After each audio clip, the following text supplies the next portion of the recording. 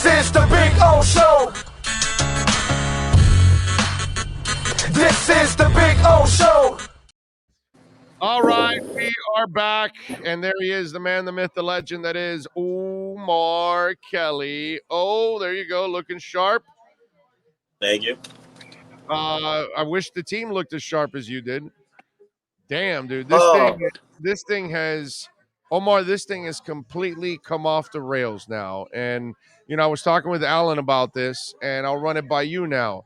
This is a new test now for Flo, because Flo passed the test when there are no expectations. When you tear it down, and you end up 5-4 after the 0-7 start, and that's a beautiful thing. And then last year, nobody expected you to win 10 games, so you surprised and shocked the world. Now you're coming to a season with expectations, and you got to now start winning games against the big boys. And not that the culture of the big boys, but what I'm saying is, if you want to get to the playoffs, you gotta start winning these games and getting to that point. This is a different test now for Flo now, dealing with expectations and having to try to meet them.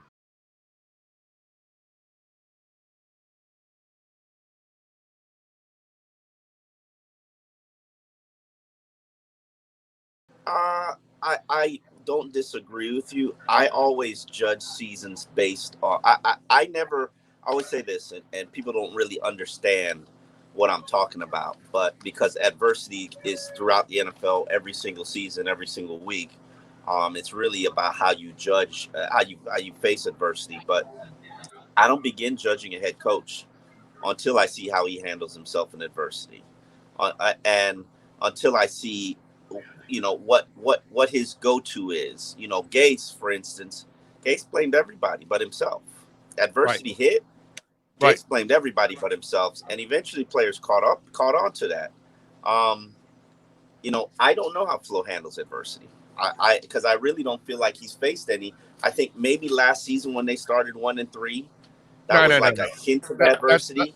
That's nothing like what is going on now. He still didn't have expectations last year. This is different. People weren't calling for your head at 0-2 last year.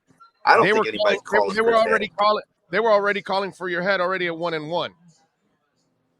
Okay, people weren't even impressed with the New England win. That's how we had Dolphins.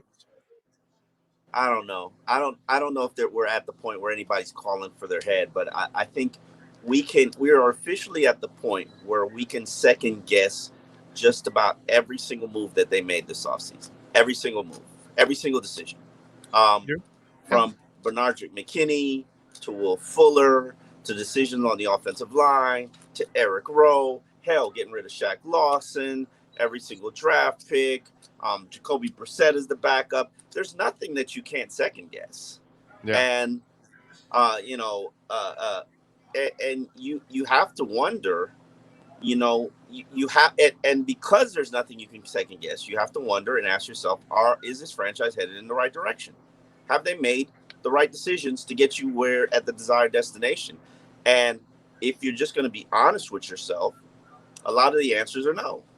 Yeah, right now you have to. You're right, Omar. I mean, the first 2 years, no running back, no running game. You have to say yes through the first 2 years, and right now through the first 4 games, you have to say, "Oh no, this looks really bad right now," because nothing. I mean, Omar, all the things that helped you win the first 2 years, like not making mistakes and penalties, that's gone out the window now. Now they're constantly making a stupid mistake after stupid mistake, and they're constantly committing penalties now.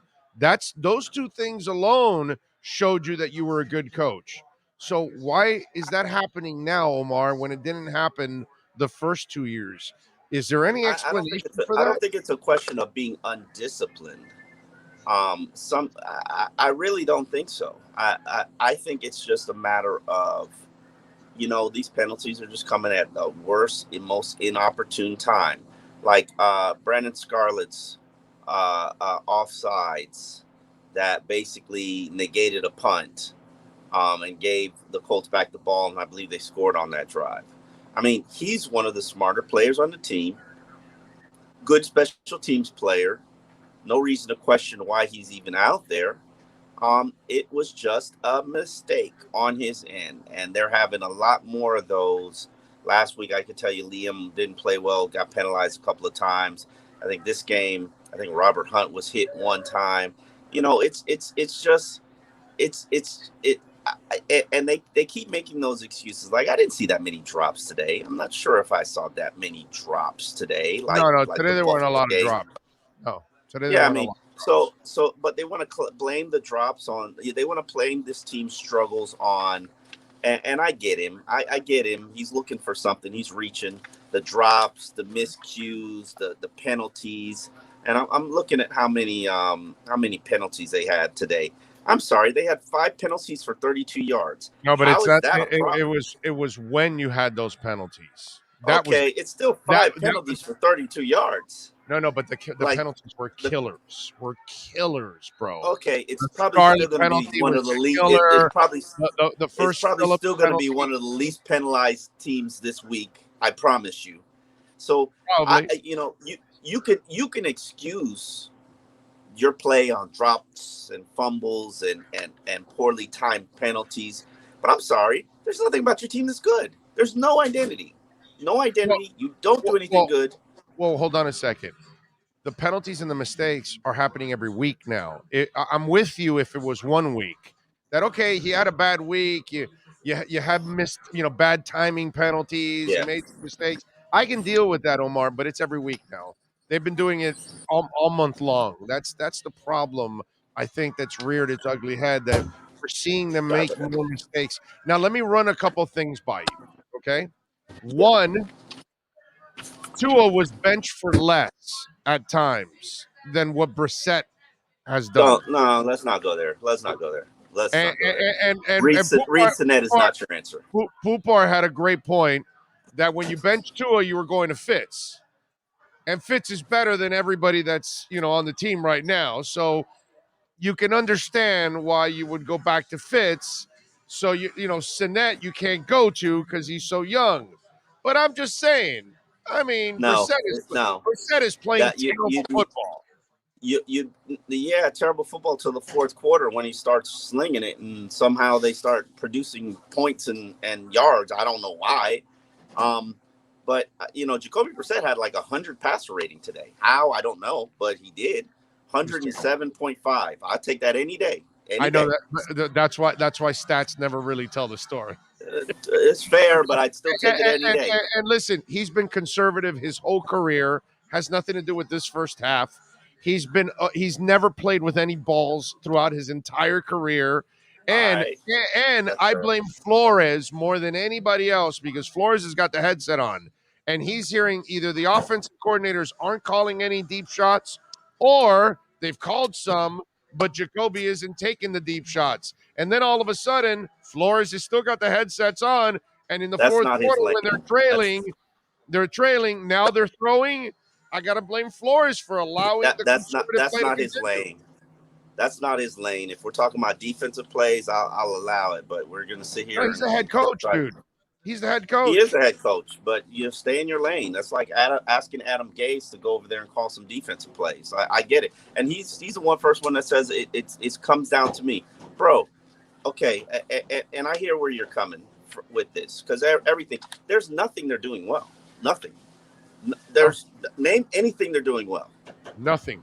There's nothing Okay. that they're doing well. Well, wait a minute, hold on. They are arriving to games on time. Okay. I'm like looking at That's all I these got. plays and these stats. There's nothing that they're doing well. Like, okay, maybe they start the game. They have a 24-16 first quarter lead. That's the only positive I could take from their entire stat sheet. Like, Jalen Waddle's averaging 8 yards a reception. College football's biggest play receiver is averaging 8 yards per reception. Your leading back, Myles Gaskin, is averaging 4.9 yards a carry and barely touches the ball, barely plays anymore. I understand why, but, that's the reality. And honestly, I think Jacoby Brissett played a pretty decent game considering he probably evaded about 6 sacks today. It's, your offensive line is trash. Your run defense is trash. You're not creating turnovers. You know, That's it. That's one thing that I will lay on Flo. Well, there's all the things I'd lay on Flo right now, but the defense has been just so terrible all year long so far in the first 4 games, and they're constantly allowing. Just to start the second half, there goes Taylor running for 39 yards, and it just seems like they that's where the money is at. You know, the money's at corner, the money's at linebacker, the experience is there on the yeah, defense, not on offense. They should be carrying the team. They should be making life easier on the team, and they are not making life any easier on the team. And by the way, your boy X played like crap today. Okay, it happens. he really hasn't played well all year. You know, outside of the forced fumble and the INT, he's been burned almost in every game. Okay, He's so gonna he get has. burned. Yeah, no, I know that, but he's a guy that should not be getting. What my point is, He's gonna get burned. His style he played, he gets burned. But my point is, even your best player is not playing his best. That's a problem. Okay, I even your don't best disagree player. with you. And name me a player on this team that's playing well. God, I can't give you one. It ain't Jakeem Grant. the long snapper. He made a tackle today, so maybe. No, yeah. He hasn't missed any long snaps. So you know, there's nobody, bro. There's nobody. From Eric Rowe, who's been a pillar of consistency. Oh, there's first 2 years to like Devontae Parker, maybe. Like he dropped the touchdown the other day, bro. No. That's one game. He's dropped a couple balls this year already. Albert Wilson, Jalen, like nobody. Mike Gesicki, Mike Gesicki, no, he barely plays. That's not his fault, right? That's not his fault. That's not his fault. Gesicki. I think it's his fault that he can't block. No, that has nothing to do with him playing or not, Omar. Oh, yes, it does. He can't be on the field. Get out of here, Omar. All throughout the league, Omar, you know how many tight ends play that can't block? I think tons of tight ends play that can block. I think 2 tight ends started today. You know, if Gesicki would be in that group if he could actually block. Dude, if that's the case, then he's not playing 60 snaps a game because he can't block. Omar, whose fault is that? Omar, if that's the case, then that means Flo and the offensive coordinators don't know what the hell they're doing, because all over the league, players are playing they can't block. Okay, at tight end. At tight end, they're playing all over the league and they can't block. You got to find a way. Anytime Mike got on the field, Buffalo put everybody at the line of scrimmage, forced him to come in because it was an Olay to the quarterback. And teams are going to pick up on that, and they can't play him on downs that teams are like, oh, he's on the field, let's blitz.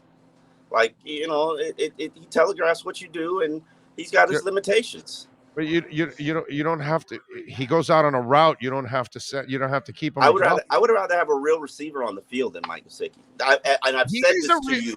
He is a real receiver. To you.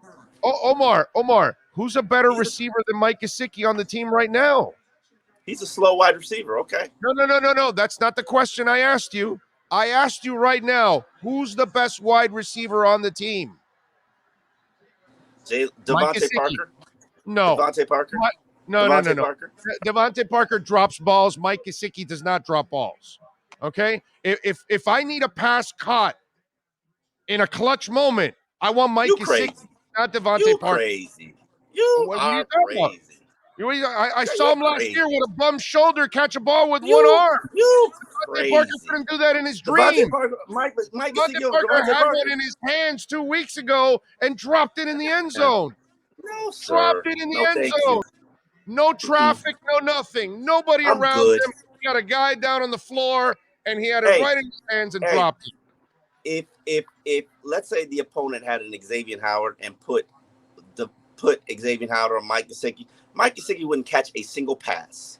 Devontae Parker would still put in that work. There's not like teams are being exposed by Mike Gesicki. I would never cover Mike Gesicki with a linebacker. I would never. Gesicki is a guy that can catch passes on anybody pretty much, dude. He's shown it. He's shown in the last 2 years. Gesicki, I would jam the shit out of him at the line of scrimmage, and he's a slot receiver. He's a slow slot receiver. Okay, the point is, for argument's sake, whether he's number 1 or number 2 on the team, you have to have your best receivers out on the field. Well, he ain't playing. He ain't playing. That means the offensive coordinators and Flores don't know offense from their ass. That's pretty simple. Okay. I can't argue anything you say right now. That's how I'm going to put it. If you don't have Mike Gesicki on the field, then the offensive coordinators and the head coach, they don't know jack squat, because you cannot leave your better players on the sidelines. You can't. Well, they're doing it. They do it on a weekly basis. We are talking about the same offensive coordinators that have Jalen Waddle running 2-yard routes. Okay? So the problem is not Mike Gesicki. I think Mike Gesicki's proven that when you have a quarterback and you have an offensive coordinator that can set him up, he'll get open. The aforementioned Chan Gailey that we were talking about. And listen, you want to know I'm right for the Sun Sentinel? You, the fans, Flores, everybody owe Chan Gailey an apology. Everybody wanted what? Owe Chan Gailey an apology. Oh, no, not me. I wasn't a Chan Gailey hater. Okay. I wasn't a Chan Gailey hater. No. I never.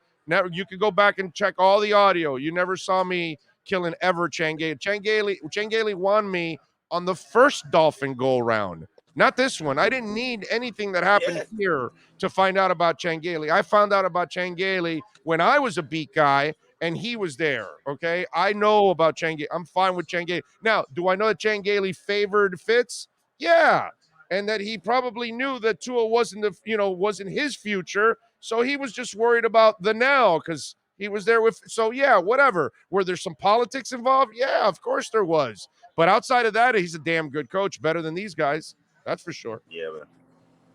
I mean, so if that's what you're writing something right.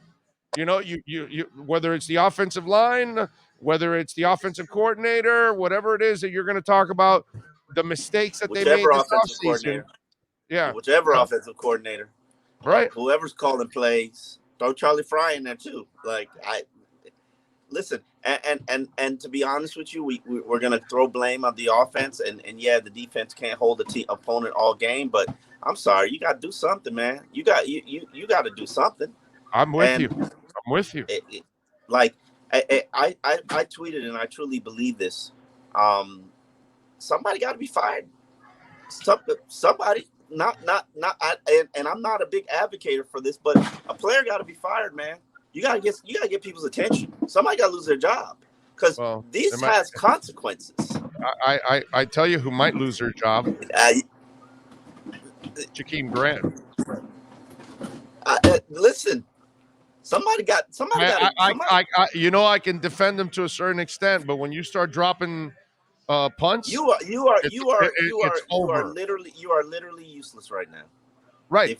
Yes, you are. You and I can have that discussion about special teams and then wide receiver, whatever, and I can make a case on. But once you do what you did today, there's no case. I got no case. I'm done. I'm over. I can't defend you anymore. You know what I mean? It's like you got one job now, and you can't do that job either. So I wonder. So wait a minute, your confidence is shot there too now. I know your confidence is shot as a wide receiver, but Jakeem Grant has caught 2 passes for -7 yards. He's useless as a wide receiver. I'm with you there. I've never fought you on that. But special teams, he's always been a monster. He's always been fantastic. But if this is going to be part of it now, no. You can't have a dude back there that you don't know if he's going to catch it or not.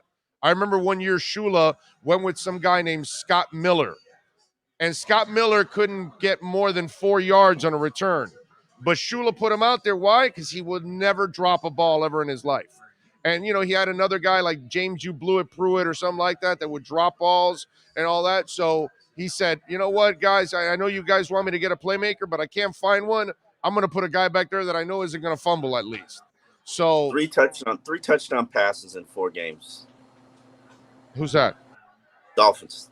3 touchdown runs in 4 games. They scored 6 touchdowns in 4 games. Like, you're not winning with seven. They got its defensive score. You're not winning with this. And what pisses me off is these are the games, bro. We talked about this game and the Jags game. These are the games that you look back, and if you right now you're not even playing like you're going to win 5 or 6 games. But just if you wanted to be a playoff team, you can't lose these kind of games. These are the games that keep you out of the playoffs every year. Every year, dude. Every year. Yeah. All right. What else did I wanted to ask you before we wrap it up here? Oh, is there any chance in your eyes that Flo's losing the team?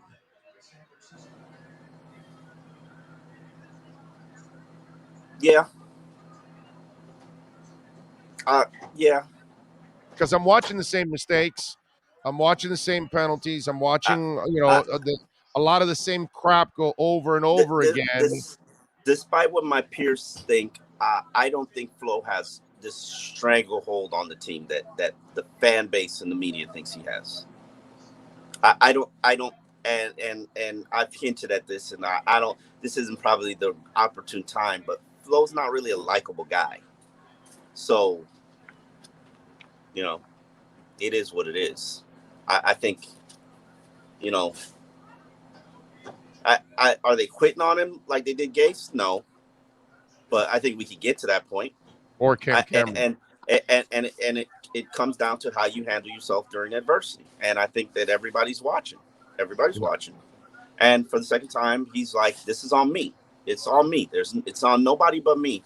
And that's a good start. Now the question is, what are you going to do to coach that out of them? I mean, you start to take the hard ass approach. That could turn people off, even though probably they need it. Like, I don't know. Is this a hug 'em moment or a kick 'em in the ass moment? Oh, this is a kick him in the ass moment. Well, I mean, yeah, to kick him in the ass. You got to be confident that you're not going to lose the locker room, and he can lose the locker room and he'll be fine, because I don't think there's any chance he'll get fired, and he could just purge the team again and then restart over. Because once you lose the locker room, there's no coming back. Like, then we're looking at a Joe Philbin situation in 2011 where they began the season like, why is this guy still here? Like, I'm not sure yet if he's lost the locker room, but I'll tell you this: we're going to find out in the next 4 to 6 weeks. Yeah, I don't know. I'm not saying that he has. I don't know that he has, but I can tell you that he can. He can. Oh, and for sure he can. I don't know, and I honestly don't know what is the right approach with this team. This is, is this a hug 'em moment? This is, confidant. Like, and this is one of those instances where I think you have to lean on your leadership. This is one of those moments where you have to lean on your leadership. And unfortunately, I hate to say this to Dolphin fans, they don't have very good leadership, and it's not strong leadership. And the reason you don't have very good leadership is because you purged all your leaders. Right. Yeah. It's all gone. Yeah. People haven't been here long. So now what do you do? What do you do? And I don't know. I have no answers. Right. I can honestly tell you, I usually have some answers or some thoughts. I don't know what to do in this instance, because I can tell you right now, you try to kick them in the ass, you could probably lose them. You try to hug them and love them, and hell, it might not get the point across. I think you've been hugging the last couple of weeks. I think it's time to maybe do a little ass kicking. And again, I'm with you. I think somebody needs to get fired. I don't think he's lost the team personally, but I don't know. But I know this. I don't think he's lost the team. The next 6 to 8 weeks, we're gonna find out if he lost this team or not. Even if he goes 6 and 11, they're not firing him. It might cost Greer's job. No, I don't think either one gets fired. I think they both get an opportunity because they've made progress the first 2 years. So you had a setback this year, so they'll tell you, all right, well, you're on that double secret probation, and come back. And I think both of them will know we better fix it or we're toast. You know what I mean? Yeah, the desperation point of the franchise. This whole thing goes in 4-year cycles for me, bro. And I keep redoing the 4-year cycle every year. Now, yes, next year is the next year we do desperate shit, and then we get fired. So, welcome to my life as a Dolphins merry-go-round, mediocrity merry-go-round. It's the same thing every 4 years, bro. Same thing. Follow him on Twitter at Omar Kelly. Somebody will stab Greer in the back and take over the job, and then a new GM will come in. Then that GM will say, "Oh, let me see Flores." Then that guy will fire Flores. It's a wash, rinse, repeat. The same old Dolphins. I hope Flo figures this thing out in the next couple of weeks. All right, follow him on Twitter at Omar Kelly and catch his work at the South Florida Sun Sentinel. More importantly, make sure you subscribe to the South Florida Sun Sentinel and smash the hell out of that like button while you're watching, folks. Appreciate it. Omar, thank you, my brother. Appreciate you. We'll talk to you tomorrow. All right, talk to you. You got it. Thank you to Omar Kelly and the EJDConstruction.com Miami Dolphins report. You've been listening.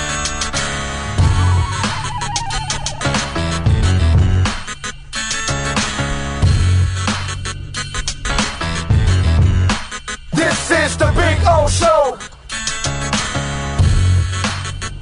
This is the Big O Show.